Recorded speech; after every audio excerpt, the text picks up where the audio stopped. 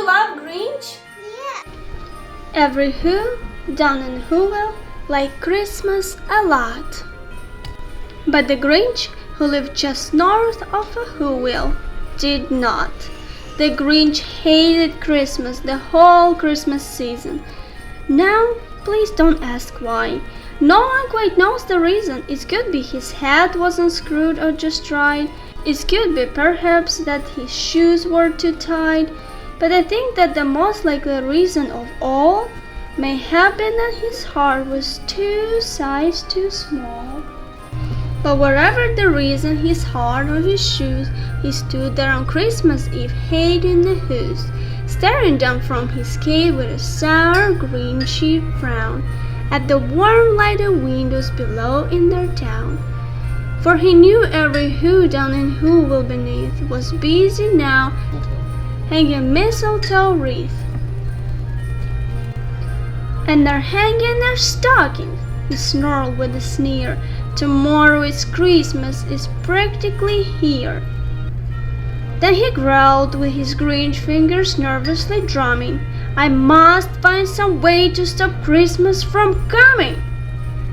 For tomorrow, he knew, all the Who, girls and boys, would wake bright and early. They would rush for their toys, and then all the noise, noise, noise, noise. That one thing he hated, the noise, noise, noise, noise. Then the Who's, young and old, would sit down to a feast, and they feast, and they would feast, and they feast, feast, feast, feast. They would feast on the Who pudding and rare Who roast beef, which was something the Grinch couldn't stand at the least. And then they would do something he liked least of all. Every Who down in Whoville, the tall and the small, would stand close together with Christmas bells ringing. They would stand hand in hand, and the Who's would start singing. They would sing, and they sing, and they sing, sing, sing, sing. And the more the Grinch thought of this Christmas sing, the more the Grinch thought, I must stop this whole thing.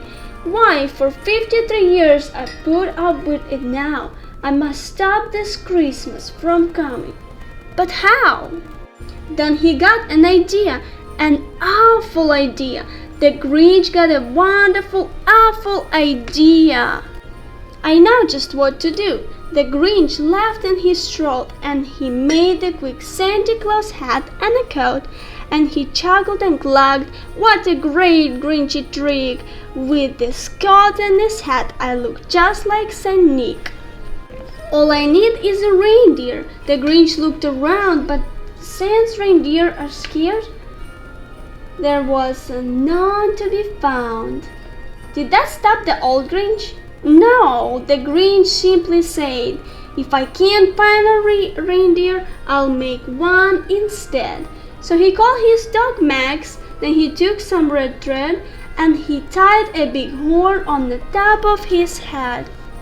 Then he loaded some bags and some old empty sacks on a ramshackle sled and he hitched up old Max. Then the Grinch said, "Get up!" and the sleigh started down toward the homes where the Who's lay snooze in their town. All the windows were dark, white snow filled the air. All the Who's were all dreaming sweet dreams without care. When he came to the first little house on the square, "This is stop number 1, the old Grinchy Claus hissed, and he climbed to the roof, empty bags in his fist. Then he slid down the chimney a rather tight pinch, but if Santa could do it, then so could the Grinch. He got stuck only once, for a moment or two, then he stuck his head out of the fireplace flue. Where's the little Who's stocking all hung in a row? These stockings, he grinned, are the first thing to go. Then he slithered and slunk with a smile most unpleasant around the whole room, and he took every present, pop guns and bicycles, roller skates, drums, checkerboards, tricycles, popcorn and plums, and he stuffed them in bags. Then the Grinch very nimbly stuffed all the bags, one by one, up the chimney. Then he slunk to the icebox, he took the Who's feast, he took the Who pudding, he took the roast beef. He cleaned out the icebox as quick as a flash. Why, the Grinch even took their last can of Who hash. Then he stuffed all the food up the chimney with glee. And now, grinned the Grinch, I will stuff up the tree. And the Grinch grabbed the tree and he started to shoo when he heard a small sound like the coo of a dove. He turned around fast and he saw a small Who, little Cindy Lou who was not more than 2. The Grinch had been caught by this tiny Who daughter, who got out the bed for a cup of cold water. She stared at the Grinch and said, "Santa Claus, why are you taking our Christmas tree? Why?" But you know that old Grinch was so smart and asleep, he thought up a lie, and he thought up quick. "Why, my sweet little tot," the fakey Santa Claus lied, "there's a light on the street that won't light on the side. So I'm taking it home to my workshop, my dear. I'll fix it up there, then I'll bring it back here." And his faithful the child, and he patted her head, and he got her a drink, and he sent her to bed. And when Cindy Lou Who went to bed with her cup, he went to the chimney and stuffed the tree up. Then the last thing he took was the log for their fire. Then he went up the chimney himself, the old liar. On their walls he left nothing but hooks and some wire. And the one speck of food that he left in the house was a crumb that was even too small for a mouse. Then he did the same thing to the other Who's houses, leaving crumbs much too small for the other Who's mouse.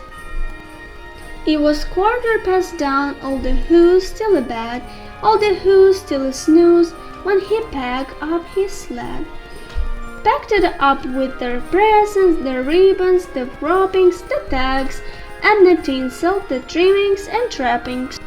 3,000 feet up the side of Mount Crumpet, he rode with his load to the tip-top to dump it.